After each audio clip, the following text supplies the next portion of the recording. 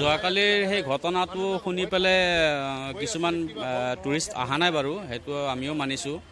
আৰু এইখিনি কথা কওঁ, টুৰিষ্টবোৰক ভয় খাব নালাগে, কাৰণ যোৱাকালি যিটো ঘটনা হ'ল সেই ঘটনাখিনি অলপ সময়ৰ কাৰণে হৈছিলে। তাৰে কিছুমান লোকেল পাৰ্টিবোৰে আৰু মানে ছাত্ৰ সন্থা কিছুমানে মিলি পেলাই মানে কি গাড়ী কিছুমান মানে আমাৰ গাড়ীবোৰক যাব দিয়া নাছিলে।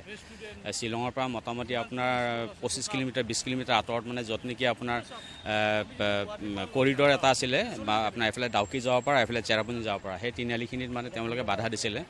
কিছুমান গাড়ীবিলাকক যাব দিয়া নাছিল, কিছুমান গাড়ী মানে কি ব্যক্তিগত বাহনবিলাক যাব দিছিলে।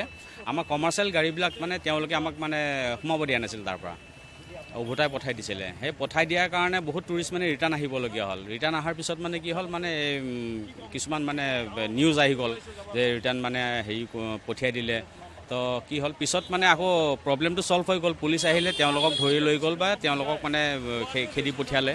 তাৰপিছত আজিলৈকে বৰ্তমান প্ৰব্লেম নাই, তেনেকুৱা চলি আছে এতিয়া বৰ্তমান। মই এইখিনিয়ে কথা কওঁ, টুৰিষ্টবোৰক আপোনালোকে আহিব পাৰে, প্ৰব্লেম একো নাই। আমি আপোনালোকৰ সেৱাত মানে আছোঁ ইয়াতে। গতিকে খালি মই এইখিনিয়ে কথা কওঁ আমাৰ অসম গভৰ্ণমেণ্টক, যে আমাক অলপ প্ৰটেকশ্যন দিলে ভাল হয়। কাৰণ কিয়, আমি বেলেগ ষ্টেটত যাওঁ, গৈ পিনে আৰু বিশেষকৈ আমি কি টুৰিষ্ট লৈ যাওঁ, টুৰিষ্ট মানে অসমৰ পৰা লৈ যোৱাৰ পিছত মানে কি গোটেই দায়িত্বখিনি মানে আমাৰ ওপৰত পৰে।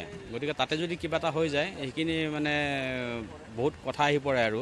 তো মই এইখিনি কথা কৈছোঁ গভৰ্ণমেণ্টক, যে মেঘালয় গভৰ্ণমেণ্টৰ লগত বিশেষকৈ আলোচনা কৰি পেলাই যিখিনি পাৰে মানে আমাক মানে নিৰাপত্তাখিনি দিব পাৰিলে ভাল হয় আৰু। কাৰণ কিয়, দিনৰ ভাগত তেনেকুৱা হ'ল, ৰাতিটো পুলিচ নাথাকে, যদি কিবা কাৰণত কোনো পাথৰ চাথৰ দলিয়াই দিয়ে ডাঙৰ কথা হৈ যাব। গতিকে সেইখিনি কথা কওঁ, আৰু বিশেষকৈ টুৰিষ্টবোৰক ভয় খাব নালাগে। আৰু গাড়ী যোৱাকালি যিখিনি সময়লৈকে আছিল, সেইখিনি সময়ৰ পিছত গাড়ী যোৱাখিনি মানে চলি আছিলে। আজিও গৈ আছে গাড়ী, ভালেখিনি চলি আছে, কোনো প্ৰব্লেম পোৱা নাই।